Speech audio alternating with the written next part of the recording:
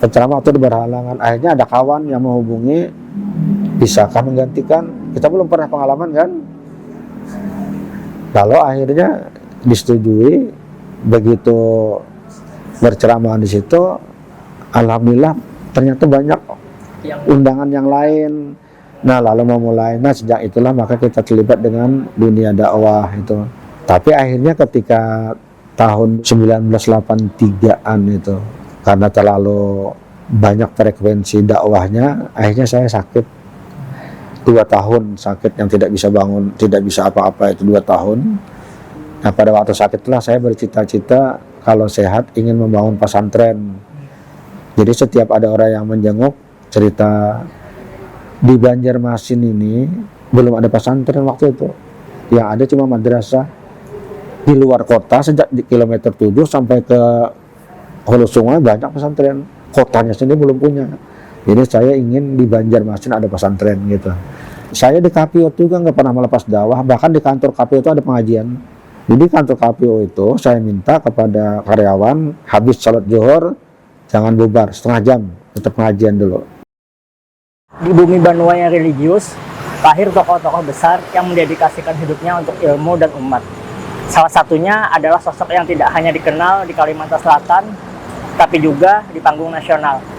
Beliau adalah Profesor Dr. Haji Abdul Hafiz Ansari. Setelah malang melintang di dunia politik hingga menggapai posisinya sebagai Ketua KPU RI, Hafiz Ansari kini kembali ke dunia aslinya sebagai pendakwah. Hari ini, di bulan Ramadan 2026, dari Masjid Al-Munawwarah di Jalan Pramuka Banjarmasin, tempat Hafiz Ansari kini rutin mengisi tausiah.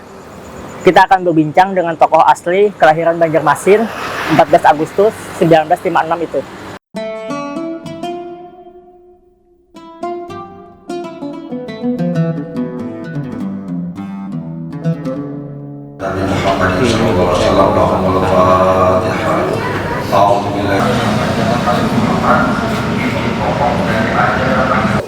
Pak, Bapak kan dikenal sebagai birokrat sebelumnya dan juga akademisi, kemudian juga aktif berdakwah. Bisa diceritakan Pak secara singkat bagaimana perjalanan hidup dari kecil sampai menjadi aktif di 3 bidang ini Pak? Pertama dulu lah memang seperti anak-anak biasa. Aku kan lahir di Banjarmasin, masuk sekolah dasar SD. Setelah tamat 6 tahun itu pernah juga masuk ke TGA negeri di Maroman setahun. Tapi tiba-tiba ada keinginan untuk belajar agama, untuk mengaji, atas dorongan orang tua lah. Lalu kita ke Martapura, ke Darussalam. Tapi masuknya di Mu'alimin. Pada pasar Darussalam itu ada Mu'alimin namanya. Ini Mu'alimin Darussalam. Nah disitulah kita sebetulnya mulai belajar dan di samping sekolah secara formal juga di kampung-kampung belajar dari pagi sampai malam. Tapi atas dorongan orang tua, kemudian setelah tamat di situ lalu masuk ke IAIN Fakultas Syariah. Sebetulnya sampai kelas 4 lah, sampai kelas 4 seingat saya di Mu'alimin itu, berarti kelas 1 aliyah lah atau SMA tuh tingkatannya. Itu masih belum tahu urusan dunia luar. Tahunya kita urusan mengaji aja. Cuma ada risiko waktu itu, kita kan pakai sarungan. Bila pulang ke Banjarmasin, orang tua kita itu kan pedagang. Kadang-kadang yang datang berkunjung itu ada juga pejabat, ada pengusaha, orang-orang elit gitu. Saya tidak bisa ikut bicara apa-apa. Pasif, betul-betul pasif. Hanya ikut mendengar. Nah melihat keadaan ini lalu orang tua saya bilang, selain dari ngaji kata beliau, mestinya engkau ya bersosialisasi lah supaya bisa bicara, bagi-bagi. Caranya dengan masuk organisasi gitu. Maka ketika sekitar kelas 5, pertengahan kelas 5 ya, dulu kan tahun ajaran itu Januari sampai Desember. Itu tahun saya masuk Darussalam tahun 1970, masih bukan sekarang kan Juli ke Juni kan. Kalau dulu enggak, Januari sampai dengan Desember. Lalu akhirnya saya cari-cari organisasi itu seperti apa sih, belum kenal juga, belum tahu. Karena yang tahunya ngaji aja tiap hari. Nah lalu akhirnya kita ikut Ikatan Pelajar Nahdlatul Ulama IPNU, di kader di situ. Mulai sudah melihat dunia luar, lalu mulai berorganisasi. Akhirnya saya jadi keranjingan berorganisasi gitu. Jadi selama ketika kelas 6 lah, yang full kelas 6 itu berarti kelas 3 aliyah itu mulai sudah tahu soal-soal organisasi, dan bahkan pegang beberapa organisasi termasuk OSIS. Dulu di Madrasah Muallimin Darussalam, Pondok Pesantren Darussalam itu tidak ada ikatan pelajarnya, karena dia ikut induknya di IPDA, namanya Ikatan Pelajar Darussalam. Zaman saya minta dibentuk dan saya diminta jadi ketua. Sejak itulah kita mulai mengenal dunia luar. Kemudian setelah ke Banjarmasin, aktif lagi berbagai organisasi. Nah itu kita belajar kepemimpinan, belajar manajemen, itu di situ mulainya. Tetap ngaji juga sampai ke Banjar pun saya masih belajar. Dulu masih ada guru di situ, Mu'alim Syukur namanya, di Teluk Tiram, mungkin ada yang kenal tuh. Itu yang pagi saya ngaji sana, kuliah, tapi sambil terus berorganisasi, bahkan keasikan lah kalau boleh, berbagai organisasi diikuti. Ini yang mungkin memberi bekal kita untuk menghadapi tahun-tahun berikut. Nah setelah itu belum lagi selesai kuliah, masih sarjana muda, dulu ada sarjana muda namanya, oleh Pak Dekan saya diminta supaya ikut menjadi pegawai di Fakultas Syariah. Saya bilang, kita kan masih sarjana muda, belum selesaikan dulu lah. Saya sampai sarjana lengkap, dulu namanya sarjana lengkap Dr. Andes tuh. Tapi kata Dekan, tidak, kalau kamu tidak sekarang, siapa tahu nanti kamu bekerja di tempat lain, kamu nggak boleh ke tempat lain, harus di sini. Nah, karena diminta beliau biar sarjana muda, akhirnya taatlah karena guru kita kan lah. Masuklah kita ke birokrasi, itu mulainya menjadi pegawai negeri. Lalu setelah tamat sarjana baru diusulkan menjadi dosen. Itu tahun 1982 saya mulai menjadi pegawai negeri. Nah itu masuk ke birokrasi di situ. Nah modal ketika kita berorganisasi segala macam itulah yang kita gunakan untuk melangkah lebih lanjut di bidang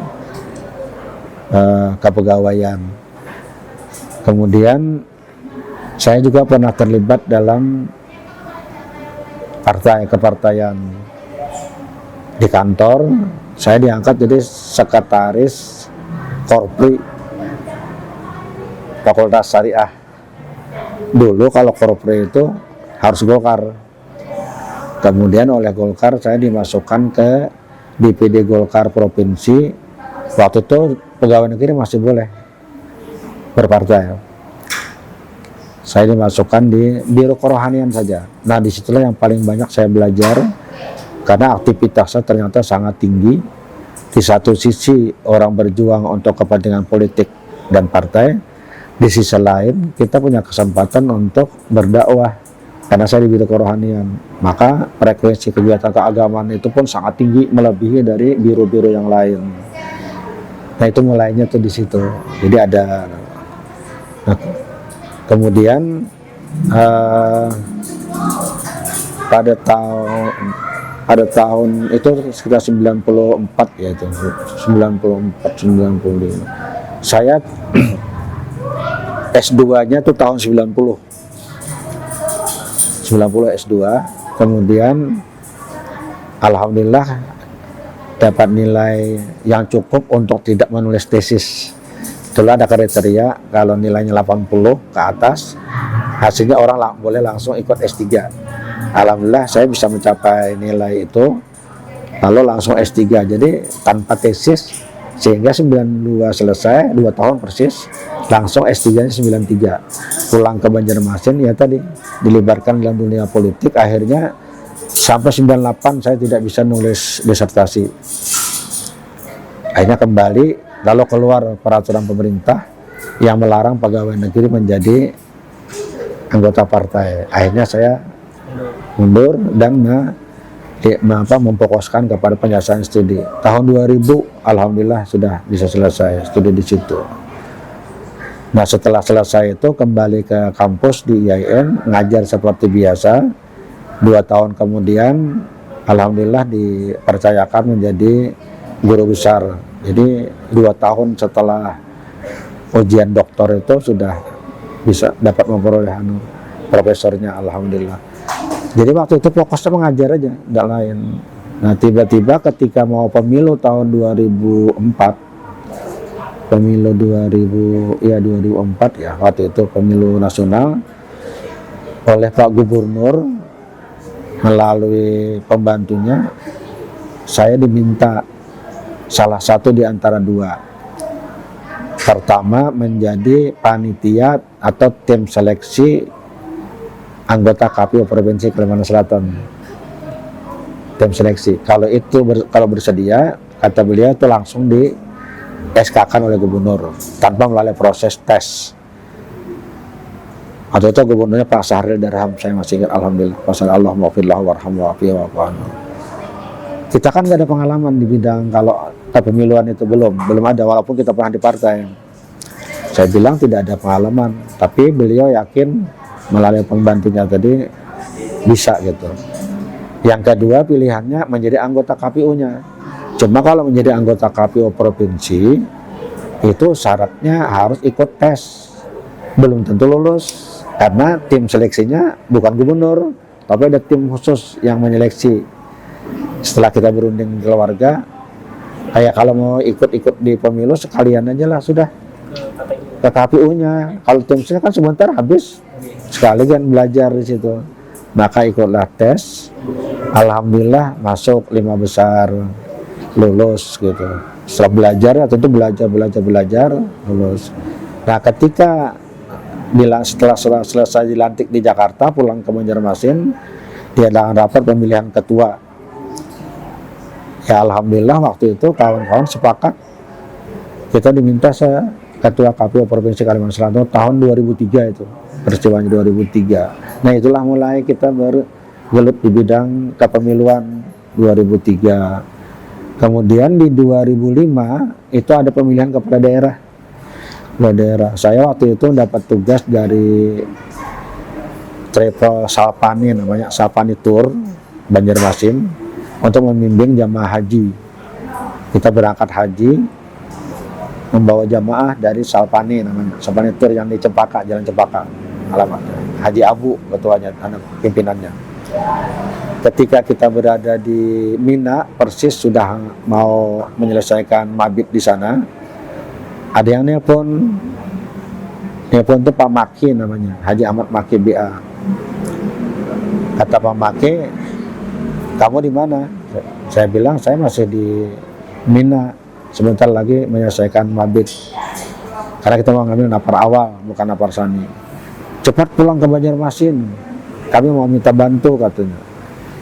Ya sebentar lah, minta bantu apa? Bisa nggak dari sini cerita? Kata beliau, ini ada pemilihan gubernur dan wakil gubernur pemilu tahun 2005 waktu itu. Kemudian Golkar punya calon namanya Gusti Iskandar Sukma Alamsyah. Nah, kami sudah sepakat kamu yang mendampingi. Nah, kamu yang mendampingi itu. Sebentar dulu, kalau itu selesaikan di sini dulu. Ya katanya cepat aja kalau pulang nanti, karena ini pendaftaran udah hampir waktunya. Akhirnya kita selesaikan tugas kepembimbingan, ambil napar awal, karena kita berangkat lebih awal, akhirnya pulangnya lebih cepat kan, pulang ke Banjarmasin, baru sehari datang langsung diminta ke Jakarta untuk bicara di Hotel Mulia. Saya masih ingat tuh, Hotel Mulia di Senayan. Dipanggil di sana, ada beberapa tokoh sudah yang hadir, diminta kesediaan untuk mendampingi Gusti Iskandar Soma Alamsyah sebagai calon wakil gubernur. Ya saya bilang kita konsultasi dulu dengan keluarga, istiharah dulu. Akhirnya keluarga setuju. Nah, maka kita harus melepaskan kedudukan sebagai ketua KPU provinsi gitu. Ketua KPU provinsi dilepas waktu itu.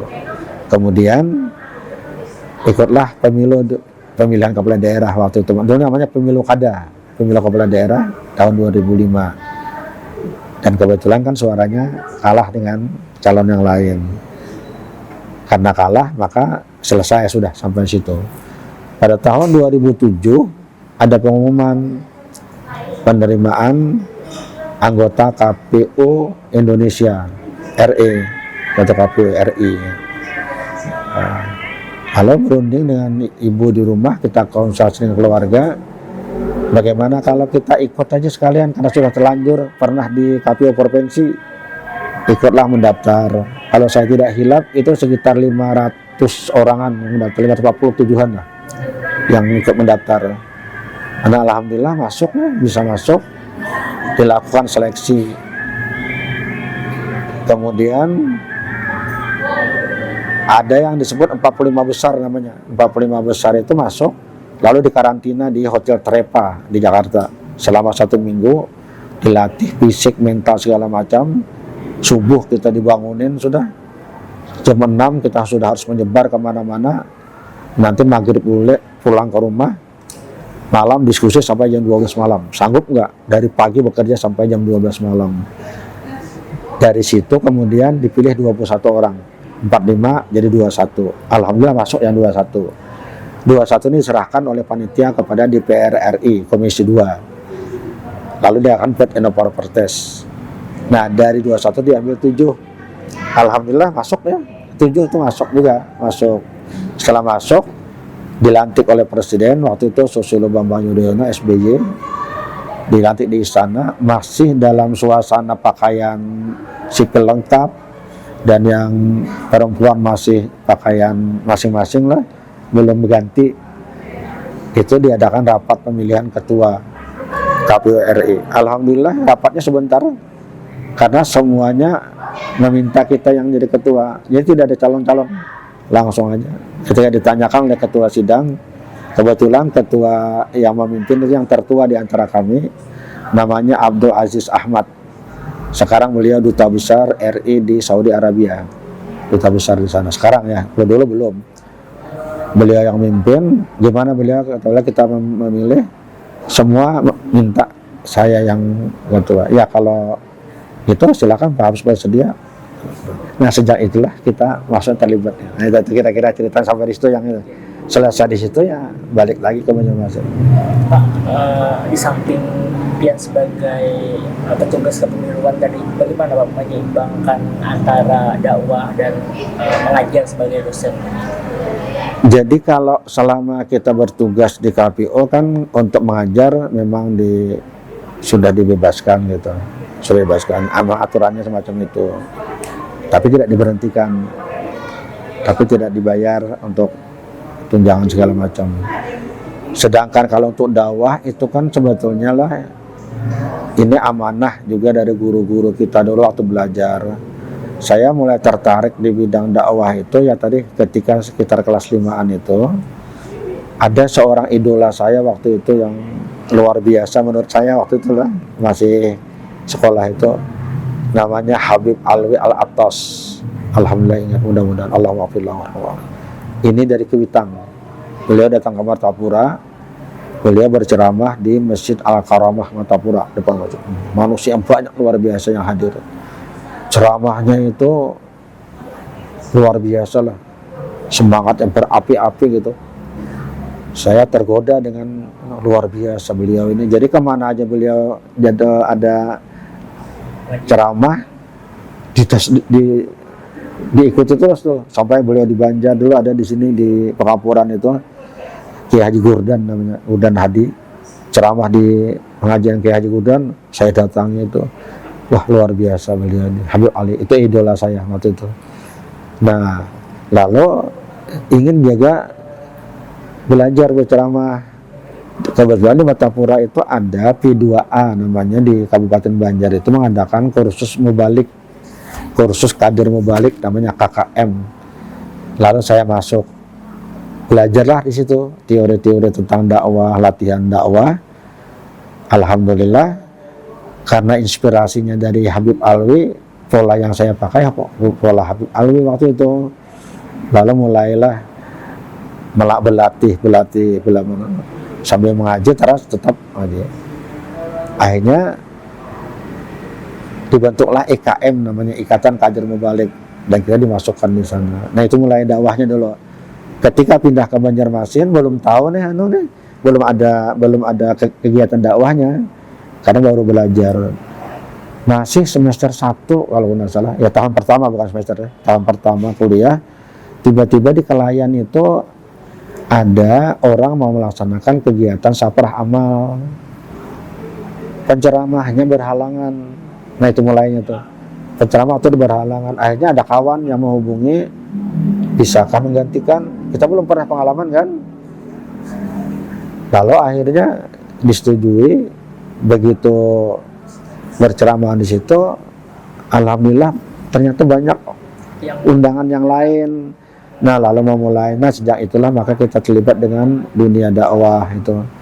Terus jadi organisasi jalan, kuliahnya jalan. Jadi sejak mahasiswa tuh udah mulai, terutama yang terkait dengan saprah amal. Dulu mencari dana untuk masjid, untuk pesantren. Jadi kita keliling ke daerah-daerah, terutama setelah musim panen. Biasanya keliling sampai ke Kalteng, kemana-mana. Itu menjelajah, itu masih muda ya, kuat gitu. Tapi akhirnya ketika tahun sekitar 1983-an itu, karena terlalu banyak frekuensi dakwahnya, akhirnya saya sakit 2 tahun, sakit yang tidak bisa bangun, tidak bisa apa-apa, itu 2 tahun. 1983 kalau nggak salah, 1984 ya, saat itu tuh. Sakitnya itu kalau kita hanya bisa berbaring bertelantang gitu ya. Setiap kali bangun darah yang keluar, darah. Ternyata paru-parunya bolong. Diduga kuat itu karena pertama pakai motor lah, kendaraan. Yang kedua, acara saprah amal itu rata-rata tengah malam selesainya. Jam 2, jam 3. Dan tempatnya di lapangan terbuka, biasanya ini sawah ya. Sudah dipanen, dirikan panggung situ, ceramah, jadi anginnya luar biasa. Bahkan saya sempat pernah sampai jam 4 subuh baru selesai, karena bupati hadir itu di pagi hari. Rupanya sakit. Nah pada waktu sakit itulah saya bercita-cita kalau sehat ingin membangun pesantren. Jadi setiap ada orang yang menjenguk cerita, di Banjarmasin ini belum ada pesantren waktu itu, yang ada cuma madrasah.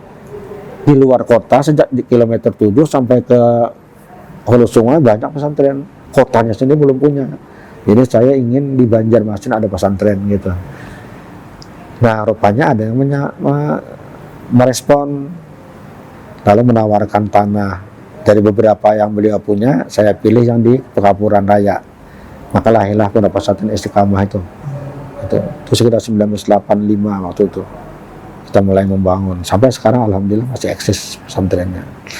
Nah itu mulainya dakwah itu di situ. Nah kemudian sedangkan jadi dosen tadi kan mulai tahun 1982 itu formalnya, tapi ngajarnya sebenarnya sudah, masih mahasiswa itu sudah mengajar, masih sistem BA itu sudah diminta jadi asisten dosen waktu itu, sampai akhirnya diangkat. Jadi alhamdulillah serasi aja ketiga-tiganya jalan. Saya di KPO juga nggak pernah melepas dakwah, bahkan di kantor KPO itu ada pengajian. Nah kebetulan kitabnya pas ini yang saya pakai nih, yang kita pakai di sini. Jadi kantor KPO itu saya minta kepada karyawan habis salat zuhur jangan bubar, setengah jam tetap pengajian dulu. Alhamdulillah tidak pernah meninggal. Termasuk ceramah-ceramah juga diminta ke beberapa, termasuk khotbah gitu. Jadi saya sering khotbah di Masjid Atin, di masjid, bahkan di IAIN sana keliling ya, masih kegiatan walaupun tidak sebanyak di Banjarmasin, ya, tapi tidak pernah melepas kegiatan. Alhamdulillah. Jadi dibagi-bagilah waktunya gitu. Pak, setiap daerah itu kan punya budaya yang berbeda-beda. Kalau menurut Pian sendiri, seni dakwah di Kalsel ini apa yang membuat unik dan berbeda dari daerah lain? Semangat keagamaannya tingginya luar biasa, walaupun pengamalan keagamaannya sedikit ada yang bervariasi. Saya tidak mengatakan rendah, tapi bervariasi. Semangat keagamaan itu maksudnya kalau ada kegiatan yang bernuansa agama itu antusiasnya masyarakat kita luar biasa. Tapi ketika dia pengamalan keagamaannya itu masih bercampur baur lah. Di satu pihak kalau sudah peringatan Maulid itu luar biasa, peringatan Islam luar biasa. Tapi ketika soal ibadat, soal kejujuran misalnya segala macam itu masih ada yang campur. Nah karena itulah maka dakwah ini tentu saja kita mengarahkannya kepada karakter itu masyarakat Banjar kita yang gampang berubah itu, bagaimana supaya bisa istiqomah lah, konsisten itu. Nah, itu yang diajarkan. Yang kedua, masyarakat Banjar ini lebih cenderung pandangan saya kepada hal-hal bersifat spiritual, tasawuf lah gitu. Kurang tertarik dalam soal-soal syariat hukum. Jadi kalau kita bicara itu rukun Islam sekian, rukun sembahyang sekian, itu kayaknya tidak banyak responnya. Ini pandangan saya lah. Tapi kalau sudah bicara soal hakikat, bicara soal kebatinan, bicara soal syir segala macam, itu kayaknya peminatnya banyak. Nah karena itu biasanya saya mencoba ya dengan sedikit yang kita bisa itu untuk memadukan ini, bagaimana menyeimbangkan antara 3 komponen keilmuan dalam Islam itu. Pertama tauhidnya, yang kedua fikihnya, ketiga tasawufnya. Ini bisa sinkron 3 macam ini. Jangan hanya orang bertasawuf tapi tidak berfikih, orang fikih tapi nggak bertasawuf, apalagi kalau tidak bertauhid. Yang kedua, tidak bisa juga dalam bentuk paksaan. Karena itu maka dalam teori dakwah itu kan basiran wa naziran namanya. Basiran itu memberikan kabar gembira, naziran itu memberikan ancaman-ancaman. Dalam pandangan saya orang Banjar tidak bisa diancam-ancam terus. Tapi yang paling banyak justru diberikan basirannya, targibnya, diberikan kabar gembiranya. Itu yang bikin mereka bersemangat. Karena karakternya kan karakter agamis mereka itu. Ya kalau amalkan ini, dapat ini, wah itu bangga mereka itu. Walaupun ya tadi risikonya, dosa masih dikerjakan.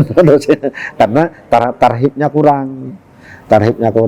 Jadi imbangkanlah. Nabi itu kan juga imbang itu. Tapi kalau misalnya disuguhi terus ancaman-ancaman, itu akhirnya bisa frustasi dia, bisa putus asa, seolah-olah tidak ada harapan untuk bisa selamat gitu.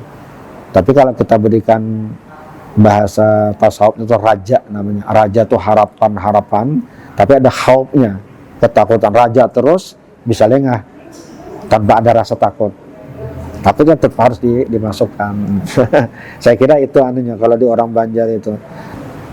Pian kan juga aktif di Majelis Ulama Indonesia. Yeah. Antara perbedaan pendapat antar ulama itu pasti ada lah. Yeah. Bagaimana Pian menyikapi perbedaan itu untuk menghasilkan fatwa nantinya? Itu kan biasanya beginilah. Selalu ada diskusi.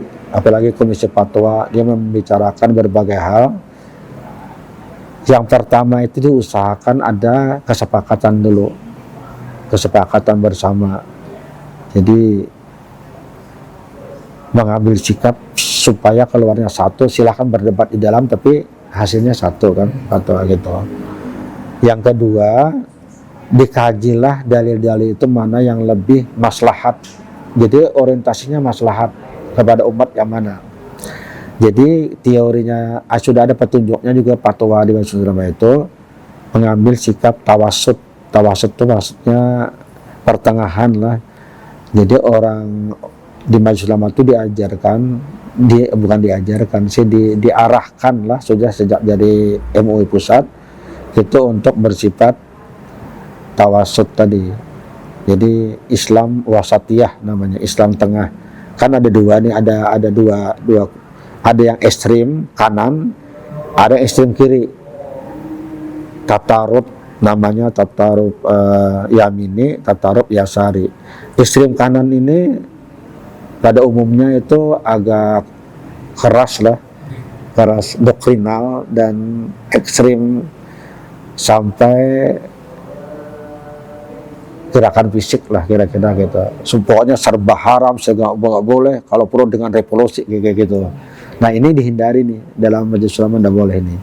Yang kedua ekstrem kiri, tatarub yasari itu terlalu longgar, liberal. Nah yang liberal ini juga tidak boleh, serba boleh jadinya ini. Bahkan sampai misalnya semua agama sama saja, yang penting kita berbuat baik. Nah itu tidak bisa diterima, ini sudah keluar juga. Diambillah jalan tengah. Oleh karena itu maka apabila terjadi perbedaan pendapat, dicari kompromi dulu. Kalau nggak bisa, ayo kita cari mana yang lebih maslahat. Cari pendapat-pendapat ulama mana yang kita bisa ambil. Pak, di tengah perkembangan zaman kayak ini kan media sosial marak nih, dan istilah ustadz instan itu banyak lah di media sosial. Bagaimana MUI khususnya Pian melihat hal ini, dan bagaimana membentengi agar apa istilahnya tuh yang perlu kita siapkan agar tadi tidak keluar dari ajaran? Ya, sebenarnya lah kita pendidikan lihat itu bagus saja, banyak ustadz instan itu selama dia masih di dalam jalur Ahlussunnah wal Jamaah, di dalam jalur keislaman. Karena itu maka yang perlu dipantau itu adalah apakah yang disampaikannya itu tidak menyimpang dari ajaran. Jadi kita punya kriteria itu di KMU itu ada 10 kriteria yang disebut aliran sesat. Itu yang kita jaga itu. Kalau ini ada, biasanya dilakukan pendekatan kepada orang yang bersangkutan untuk diluruskan kalau dia memang tidak benar. Jadi kita tidak secara ekstrim untuk memotong. Wah ini ustadz baru ini belum apa-apa, masih ibaratnya terlalu muda. Tidak, biarkanlah kita kembangkan, tapi yang dijaga jangan sampai dia keliru. Masih di media sosial, Pak, ulun biasanya memantau di media sosial tuh banyak perdebatan soal agama ini. Ini benar, ini salah. Nah, Ian melihatnya seperti apa? Jadi beginilah, perbedaan pendapat itu hal yang tidak bisa dihindari. Semua agama, jangan cuma Islam.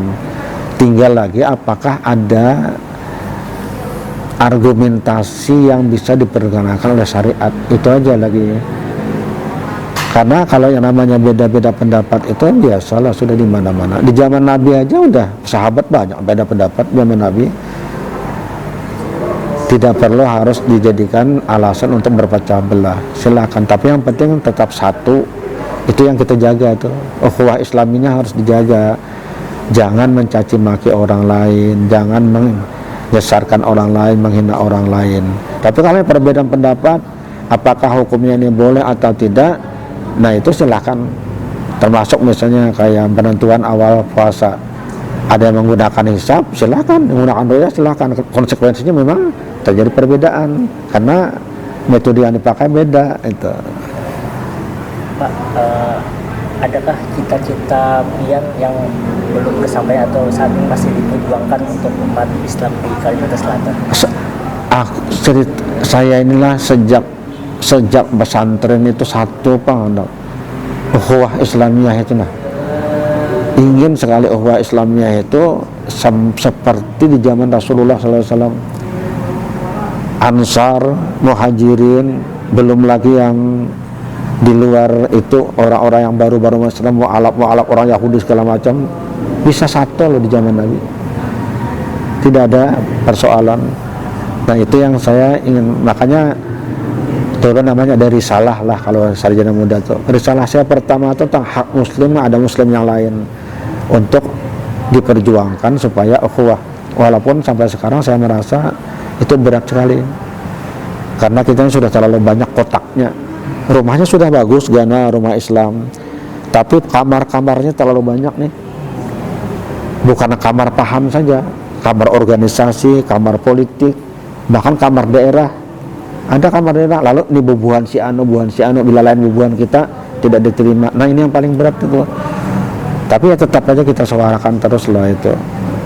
Pada akhirnya nanti kepentingan ukhuwahnya menurut saya lah masih perlu peningkatan. Kadang-kadang kepentingan politik lebih tinggi daripada ukhuwah. Karena kepentingan politik partai tertentu atau karena kepentingan organisasi tertentu, organisasi A, organisasi B beda pendapat, yang mana yang diutamakan? Bubuhan kita dulu, walaupun ukhuwah kadang-kadang terancam. Nah ini yang kita sedih tuh, bagaimana bisa mewujudkan ukhuwahnya di depan dulu, kita siap mengalah gitu. Saya jujur aja, saya orang NU, tapi di Banjarmasin di Muhammadiyah siapa nasihat khutbah? Masih bahkan ceramah-ceramah bisa tidak apa-apa. Tentu kita tidak membawa paham kita yang berbeda gitu, itu aja, tidak paham berbeda. Pak, dari sebagai pejabat publik, kemudian akademisi sampai pendakwah, peran mana yang menurut kalian tuh lebih dekat kepada Tuhan? Sebenarnya semuanya sama aja, sama. Asal itu dimanfaatkan untuk ibadah, itu aja. Kita berdakwah bagus, nyata, tapi kalau niatnya nggak baik, sama rusaknya kan.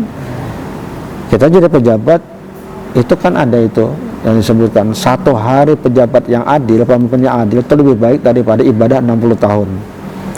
Makanya kalau saya berpendapat, tidak apa-apa jadi wali kota, jadi bupati, jadi gubernur, bahkan jadi presiden, nabi aja jadi pejabat. Sahabat Abu Bakar, Umar, Utsman, khalifah semua gitu. Tapi kalau yang berpendapat jauhilah politik, juga kita hargai. Karena memang politik itu kan netral, tapi banyak praktiknya yang menyimpang. Banyak orang yang karena soal jabatan berbuat dosa dan maksiat. Dimaklumi, jangan dikecam ini, silahkan pendapat macam itu. Nah kita yang berpendapat bahwa politik itu harus diikuti, sebab kalau tidak beginilah, nanti orang yang akan mengisinya. Kalau tidak, bayangkan kalau umat Islam semuanya diajak tidak usah jadi bupati wali kota, kalau gitu umatnya mana yang jadi wali kota? Sedangkan peranan politik itu dalam agama kan luar biasa besar. Hampir semua sejarah agama Islam yang berkembang itu didukung oleh politik.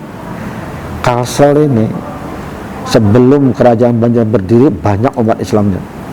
Sebenarnya sebelum kerajaan Banjar, sebelum Pangeran Samudra itu mendirikan kerajaan Banjar dan berubah nama menjadi Sultan Suryansah, banyak, tapi nggak kelihatan, kalah dengan orang Hindu. Tapi begitu kerajaan Banjar berdiri dengan kekuatan politik itu, beliau ajak masyarakat Banjar untuk jadi Muslim, berbondong-bondong orang masuk Islam. Jadi dipadukan aja tiga-tiganya, dakwah jalan, dalam politik ada dakwah, dalam akademisi ada dakwah, dalam birokrasi ada dakwah, apalagi dalam dakwah sendiri jalan. Cuma mungkin waktunya aja dibagi. Kalau misalnya ketika ada pegang posisi birokrasi, tentu ini makan banyak waktu, maka dakwah yang fisik yang dikurangi itu aja. Tapi dalam birokrasinya ada dakwah. Sebenarnya lah semua kita ini sudah mendakwah sebenarnya, termasuk kawan-kawan media ini termasuk dakwah nih sebenarnya. Ketika disebarluaskan, siapa tahu ada manfaat untuk masyarakat. Itu namanya amar ma'ruf nahi munkar, itu setiap orang diwajibkan sebenarnya sesuai bidangnya masing-masing. Nah, Pak, terakhir, sampai sekarang prinsip yang pian pegang itu mungkin apa Pak, dan adakah pesan kepada umat? Apapun alasannya ya, sebagai muslim kita harus konsisten untuk melaksanakan syariat agama secara baik. Jadilah muslim yang kafah. Kafah itu artinya total, Islamnya totalitas, bukan Islam sepotong-potong atau sedikit-sedikit. Ketika ada upacara keagamaan jadi Islam, ketika soal bisnis hilang Islamnya, jangan. Jadi prinsip kita itu adalah menjadi muslim yang kafah dan berjuang untuk menjadi khairah umat tadi, umat yang paling bagus. Yang kedua, jadilah hidup itu bermanfaat untuk orang lain, tidak hanya untuk diri sendiri. Karena kata Rasul, khairun nasi anfa'uhum linnas, sebaik-baik manusia orang bermanfaat untuk manusia lain. Yang ketiga, berjuanglah juga seperti Rasul untuk menegakkan agama dengan baik sesuai dengan kapasitas dan kapabilitas kita masing-masing. Itu yang penting itu. Nah, prinsip ini yang dipegang. prinsip keberagamaan, bahwa ini adalah modal dasar kita untuk bisa menghadap Allah Subhanahu wa taala. Kita tidak hanya hidup di dunia, tapi kita juga ada hidup di akhirat nanti. Bagaimana keadaan di dunia itu akan sangat berpengaruh kepada kondisi kita di akhirat. Itu yang kalau saya itu aja.